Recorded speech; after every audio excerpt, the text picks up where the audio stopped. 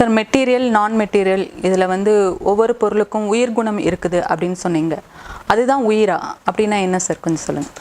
அதாவது உயிர் குணம் என்பது வேறு, உயிர் என்பது வேறு. உயிர் குணம் அப்படின்றதா என்ன அப்படின்னு சொன்னால், ஒவ்வொரு ஜீவராசியுமே அது செடியாக இருந்தாலும் அல்லது மனிதராக இருந்தாலும் ஆடு மாடு எந்த ஜீவராசிகளாக இருந்தாலும் அது ஒரு உயிர் குணம் என்பது இருக்கும்.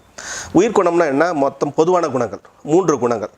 அதில் ஒன்று என்ன அப்படின்னா, ஒன்று தன்னை போலவே இன்னொன்னை உருவாக்குவது, அதாவது ரீப்ரொடக்ஷன். தன்னை போல இன்னொன்னை உருவாக்கி அதன் பிறகு மடிவது, இனப்பெருக்கத்தை செய்து அதன் பிறகு மடிவது. அதன் பிறகு அதுக்கு அடுத்தது என்னன்னா, 2வது குணம் தன்னை தானே தற்காத்து கொள்வது.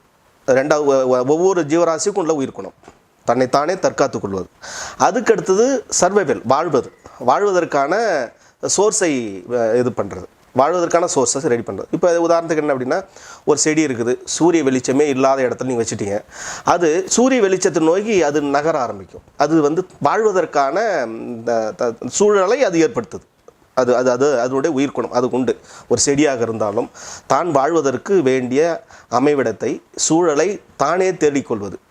அதன் பிறகு என்னென்னா, தனக்கு வரக்கூடிய நோய் உபாதைகளாக இருந்தாலும் தன்னை எதுவாக இருந்தாலும் தன்னைத்தானே தற்காத்து கொள்வது. இப்போ ஒரு பூனை இருக்குது அல்லது நாய் இருக்குது, ஒரு ரூமுக்குள்ளே போட்டு அடிச்சிங்க அப்படின்னா அது என்ன பண்ணும்? உங்களை எடுத்து கடிக்கும். ஒரு புழு ஒன்று போயிட்டு இருக்குது, அது சின்ன குச்சியால் எடுத்து நீங்கள் தொட்டாலோ இது பண்ணாலோ அது வளைஞ்சி அந்த குச்சியை கடிக்கும். அது தன்னைத்தானே தற்காத்து கொள்வதற்கான ஒரு குணம். இந்த குணமும் உண்டு. அதுக்கடுத்து தன்னை போல உன்னை உருவாக்குகிற ஒரு ஆற்றல், அது ஒரு குணம். இந்த 3 குணங்களும் இருக்கணும். அது இருந்தால் தான் அது ஒரு உயிர் முழுமை பெற்றது அப்படின்னு சொல்லுவோம். இப்போ இல்லை பிரச்சனையே நான் மெட்டீரியல் சயின்ஸில் உள்ள பிரச்சனையே என்ன அப்படின்னு சொன்னால், இந்த உயிர் குணங்களே இல்லாத பொருளை நாம் உணவாக எடுத்துக்கொள்கிறோம்.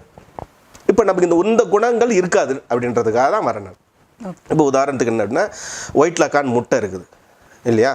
இந்த ஒயிட் லக்கான் முட்டையும் நாட்டுக்கோழி முட்டையும் அடை காக்கிற பொழுது, நாட்டுக்கோழி முட்டை 21 நாட்களுக்கு பிறகு கோழி குஞ்சு வெளியில் வரும். இது அழுகி போயிடும்.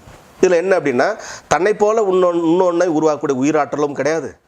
அதே மாதிரி தான் வாழ்வதற்கு வேண்டிய எதிர்ப்பு சக்திகளை கொடுக்கின்ற அந்த ஆற்றலும் அதில் கிடையாது. அதில் என்ன இருக்குது? நியூட்ரண்ட் இருக்குது, சத்து பொருள் இருக்குது, அவ்வளோதான். அந்த சத்து பொருளை நம்ம உடம்பு ஜீரணிக்கணும் அப்படின்னா நம்ம உடம்புக்குள்ளே இருக்க லைஃப் சோர்ஸு செலவு பண்ணி தான் அது ஜீரணமாகணும். இதுதான் நிசர்த்தமான உண்மை. அதுக்கு அடுத்தபடியாக என்ன, இப்போ ஹைப்ரிட் வெரைட்டி சொல்கிறோம் இல்லையா?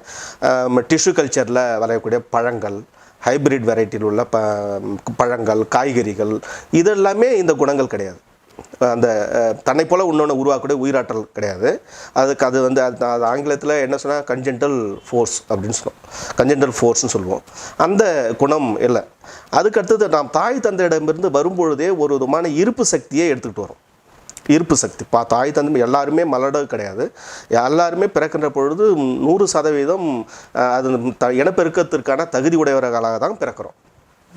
அப்படி இருக்கிற சூழ்நிலையில் தாய் தந்தைன்னு வருகின்ற அந்த இருப்பு சக்தி, அதை நம்ம பேசிக் லைஃப் ஃபோர்ஸ்னு இன்னொரு டேர்மில் சொல்லுவோம். அப்போ அந்த லைஃப் சோர்ஸ் நம்ம உடம்புல இருக்கிற வரையிலும் தான் நமக்கு எதிர்ப்பு சக்தி. அந்த லைஃப் சோர்ஸ் காலி ஆயிடுச்சு அப்படின்னா எதிர்ப்பு சக்தி தானாக குறைஞ்சிடும், எதிர்ப்பு ஆற்றல் என்பது குறைஞ்சிடும். இப்போது ஒருத்தர் வந்து 10 வருஷம் 15 வருஷம் இந்த ஹைப்ரிடில் வேறு வெரைட்டி, ஒயிட் லக்கான் முட்டை, ப்ராய்லர் சிக்கன், இது மாதிரியான உணவுகள்லாம் இன்றைக்கி நவீனம் விஞ்ஞானன்ற பொருள்களே நிறைய வந்துட்டு இருக்கு இல்லையா? இன்றைக்கி எல்லாமே அதுதான் இருக்குது, முழுக்க அது மாதிரியான உணவுகள் தான் இருக்குது. அந்த உணவுகளை 10 வருஷம் 15 வருஷம் ஒருத்தர் சாப்பிட்டுட்டு வந்தாலே ஒருத்தர் 25 வருஷம் குடிகாரனுக்கு சமம். 25 வருஷம் குடிச்சிட்டு இருக்கிறான், அவன் உடம்பு கெட்டு போயிடுச்சு இல்லையா? உடம்பு ஒரு கண்டிஷனுக்கு போயிடும். இவன் 10 வருஷம் 15 வருஷம் இந்த மாதிரியான உணவுகளே எடுத்தாலும் அவனுக்கு எந்த வித்தியாசமும் இல்லைன்னு சொல்கிறேன். உங்களோட உடம்பு ஆட்டோமேட்டிக்காக ஒரு நோய்த்தன்மைக்கு போயிடும். உங்களோட உடம்புல இருக்கிற இருப்பு சக்தி காலி ஆகிடும். உங்களோட உடல் வந்து நோய்த்தன்மைக்கு உட்படுத்தப்படும்.